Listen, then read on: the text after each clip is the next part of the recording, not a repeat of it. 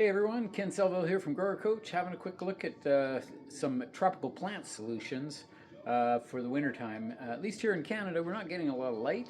So what I do is I have plants. Sometimes all my windows are kind of plugged up with plants, so natural light's not always available. So what I have is I just have one of these inexpensive grow lights, and they're available online. And basically the key most important part, this is a Dracaena plant. It's quite a beauty actually. But this guy, what you want to do is you want to have this supplemental light mostly at the top of the plant. All the hormones within the plant, or a lot of the hormones, are created right at the growing tip.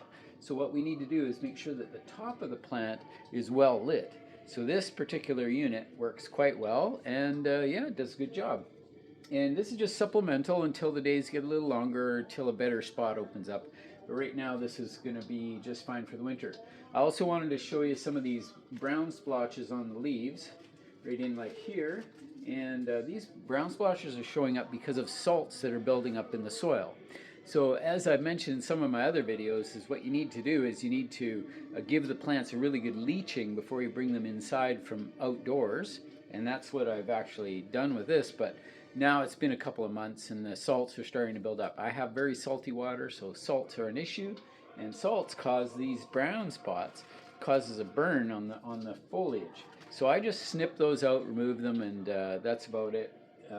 And I try to make sure I don't get it too bone dry, because the drier it gets, the higher your salts go. So you don't want it to get too salty at the root.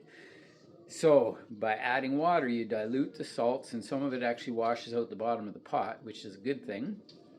But just remember that plants in the wintertime don't like to be soggy wet, so when you do water, you give it a good watering, and then don't water it again for sometimes up to a month or so. So if you're in areas where the light is low, back off a little bit in the wintertime. Also, less fertilizer, because they're not really growing much. We're just sustaining them right now through the winter. So yeah, you don't have to feed very much at all. So that's it for today. Thanks for tuning in to Grower Coach. Don't forget to subscribe.